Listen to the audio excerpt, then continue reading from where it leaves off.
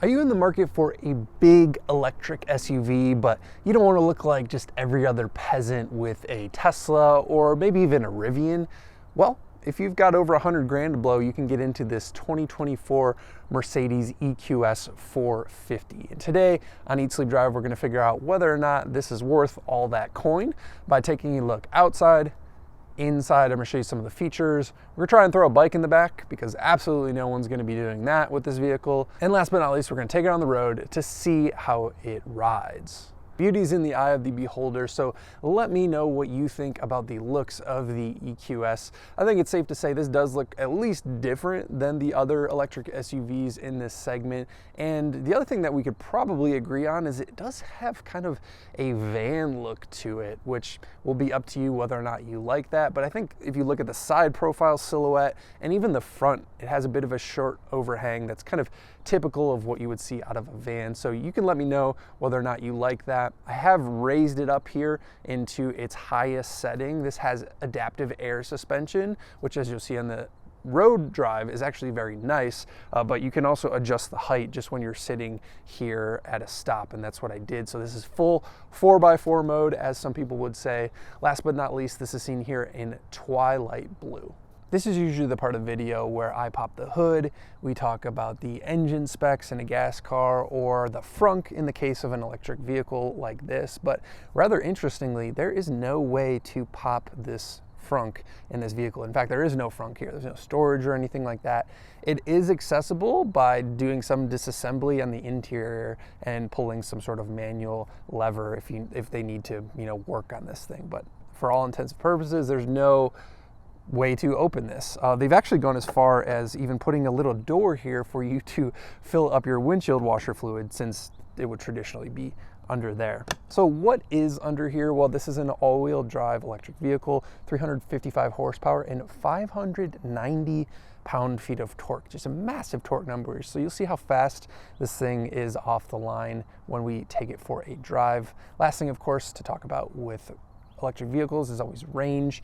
I've seen a lot of different numbers quoted, even from Mercedes, and everywhere from like 305 miles of range to closer to 350 or 330. What I will say is it does seem like a lot of magazines are getting more than that, and in my use, I've been able to easily exceed that number. So you can expect probably 350 miles or more of range from one of these bad boys. Inside the EQS is really where it feels like the money was spent with this car. There is so much to cover in here, so let's get going. First, it's hard to look past this giant display, or these giant 3 displays on the dashboard. I think that is the ultimate wow factor with this car. I think that is one of the bigger selling points of this thing. You get in, or a passenger gets in, and they're just like always blown away, like, holy cow, look at all these screens. And they even have in this model a screen for the passenger to play around with. You can open up navigation, and it doesn't seem to be able to access the Apple CarPlay for some reason, which is a bit weird, but they can kind of screw around with that screen. And I will say that these screens themselves are insane quality, like insane resolution, probably some of the nicest screens that I've seen in the industry. And I also do think that the way you get along with them is also pretty intuitive. I think Mercedes of past have a very hard to use infotainment system, but this one works great to me. It is at a bit of an odd angle, so it is in some ways a little bit far away or sometimes weird to use, especially for items up here on the top right. But other than that, I mean, it's a very nice system, I will say.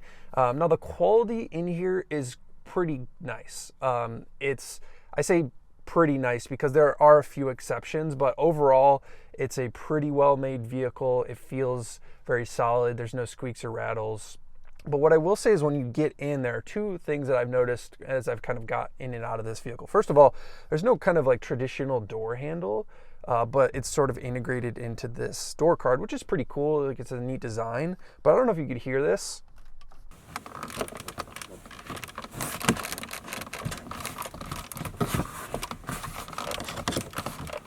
This door handle, for lack of a better term, creaks quite a bit. And given the fact that you have to grab it to close the door, and it kind of moves around quite a bit, is not a great feeling for a $120,000 SUV.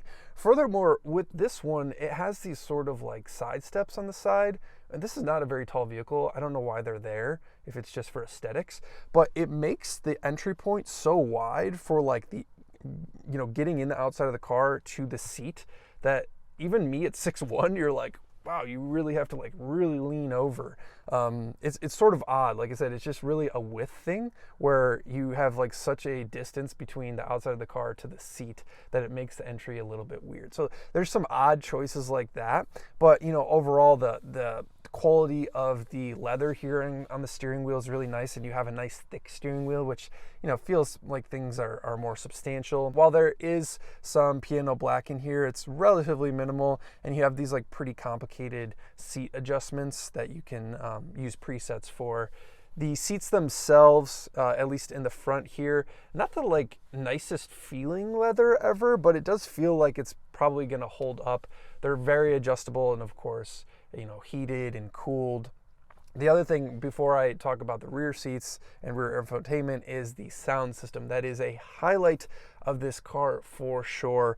The Burmeister sound system is incredible. Some of the best sound that I've heard in a vehicle. So if audio is important to you, then you can definitely rest assured that this is of high quality here. Last thing, of course, to talk about is the rear entertainment, excuse me, and also the seating. You know, there's plenty of room for a full-size adult back there. I have leg room and I have headroom sitting back there, and there's this like little iPad thing that comes out of the armrest there, you know, so you can screw around with an iPad thing, or your kids can. It is an overall nice place to be, and it does feel very luxurious. You know, for $120,000, I think you should bet that it does. I should also mention that there are these silly cushions for your headrest, which I'm still not sure about. Sometimes I like them, and sometimes I just find them to be in the way. But it does add to the sort of luxury experience. Well, let's try and throw a bike in the back to see how usable and how much space there is in the hatchback area. Before we go to the bike, it's worth noting that they have power down and up for those rear seats. It's a nice feature on a $120,000 vehicle. The bike itself actually fits pretty well in the back here. There is a little finagling because the rear opening is a little bit narrow, but overall, if you are willing to put a bike in the back of your $120,000 SUV, you can. As always, if you enjoyed the bike test, make sure you're hitting that subscribe button and commenting below so you don't miss future videos.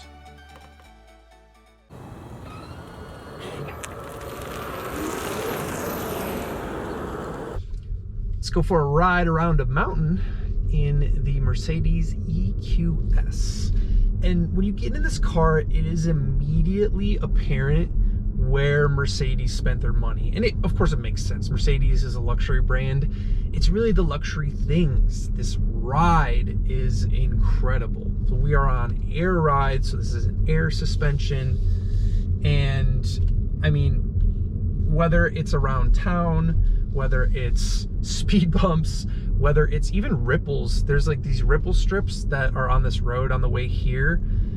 I just like went over them and basically didn't even feel anything in this vehicle. The air suspension in this car is amazing, and it does a good job of maintaining a certain level of control while also feeling like a couch. I mean, you get in this car and, you know, you go down the highway, you go down any road, and you just want to like put your head back in this little stupid pillow and just like practically fall asleep. The hardest part about driving this car is not falling asleep, because it's just so plush. I mean, I say it's like driving your couch down the road, but I mean that in the best way possible. Of course, in a sports car, you don't want that, but in a luxury $100,000 plus Mercedes SUV, like they've really nailed it with this car. So soaking up the bumps, it does tend to get in weird situations sometimes when you kind of get this car almost on like three wheels.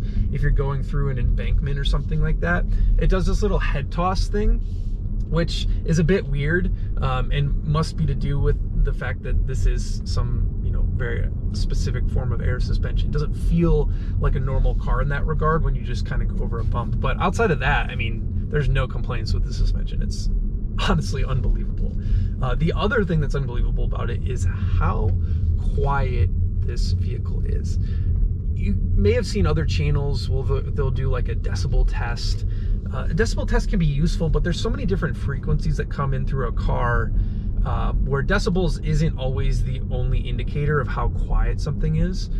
Like I said, there's a whole bunch of different frequencies that can potentially feel noisy and kind of tire you out, even if the decibel level is low. What I will say is, regardless of what the decibel level is in here, I mean, from a road noise perspective, it is so low, and you could hear a pin drop in here. I mean, seriously, guys, I can whisper to you right now, and it's like that on the highway. There's no wind noise, there's hardly any road noise, and with that suspension really soaking up bumps, you don't really hear a lot of that road impact as well. It's just like, I mean, once again, from a luxury experience, it's really all the things that you want. Great ride, extremely isolated from the outside environment. Now, of course, it's an electric car, so I'll put my foot down here. Oh my God, this car is just stupid fast, really way faster than it needs to be. You know, certainly not a bad thing, right? There's nothing wrong with the car being very fast. A lot of electric cars are like that though, so speed is so cheap these days with these electric motors. Things they just move, and this car is no exception. Very confidence inspiring. And even back there, you know, like as we've kind of gone down this twisty road, and I've been going quite slow, but when you do hustle it, for the weight and the size of this thing, it's surprising how maneuverable this is. By no means a sports car, but man, these electric cars with their really low down weight, you know, you have this giant battery pack so low, you just like have all this mass below you, and you can just like just carve up a road, frankly, way faster than you would think in a giant SUV like this. Now, where does this car fall short, in my opinion? It's really mostly in the calibration of things. And when I say calibration, it's really how non-organic this driving experience feels. It feels very different than just any other traditional car. And I say that because primarily what we're dealing with here is a very high degree of rear axle steering. So more and more companies are kind of bringing this back. This is a technology that's actually been around for a long time, rear steer. But ultimately, rear steer is, and it used to be hydraulic, it used to be very complicated. Now they're using electric motors, that's much easier. So it's something they had a long time ago, kind of fell out of favor, it's come back. But essentially what it does is you can do multiple things. You can steer the rear wheels with the front wheels or against the front wheels. And when you're at low speed, when you steer it against the front wheels, it essentially changes the turning radius of the car, right? So I'm about to go left here, and essentially at low speeds, the car will turn right, and that just gets you around, you know, a parking lot a lot quicker, or easier, I should say.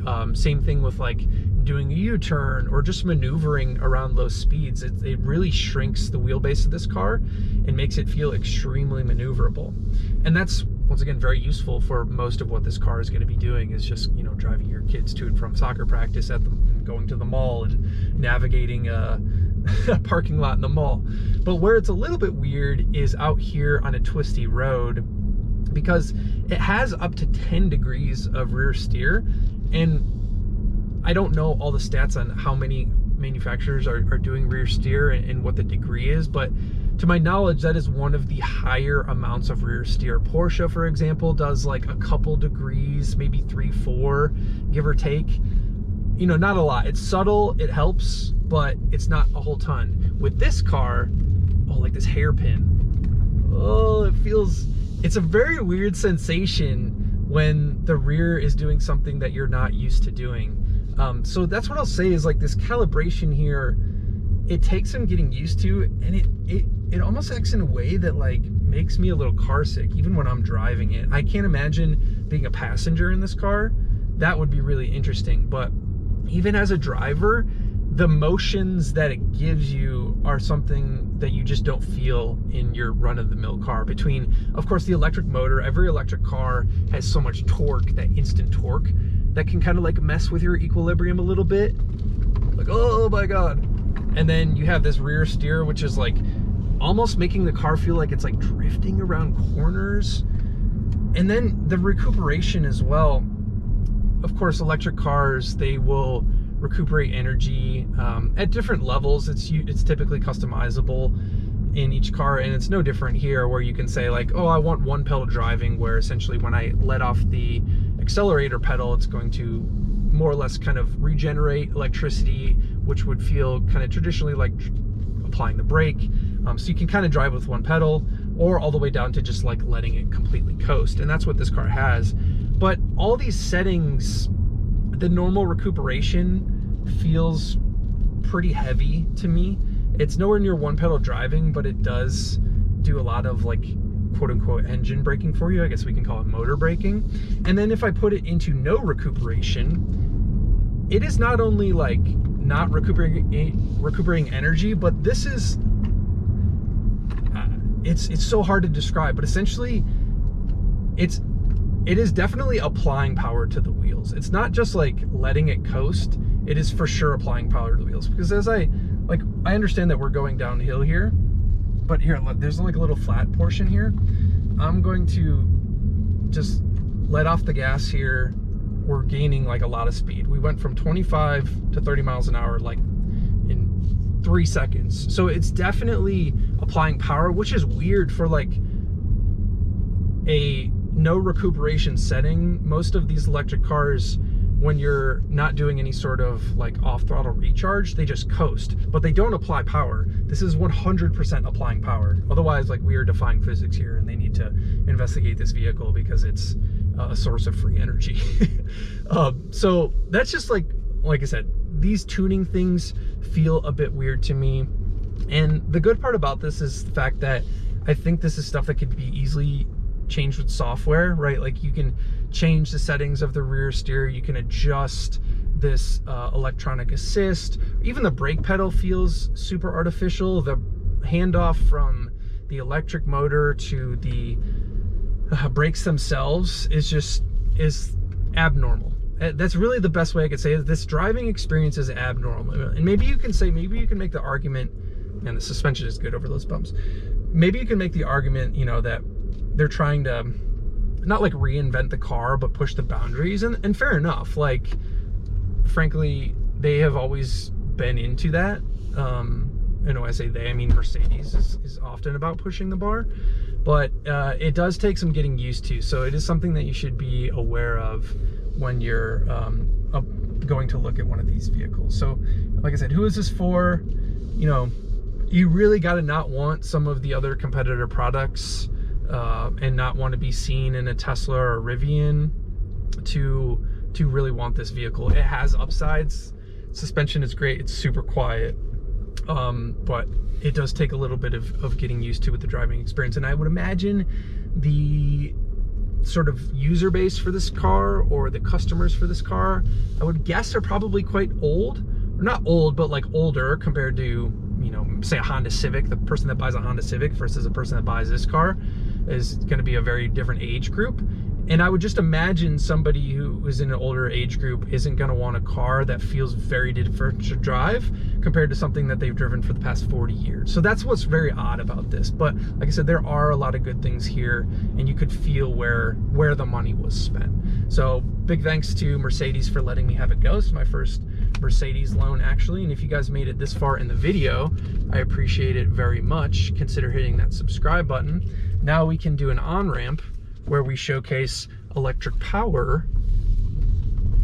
Oh my God. This is, all right, we're already going 60 miles an hour.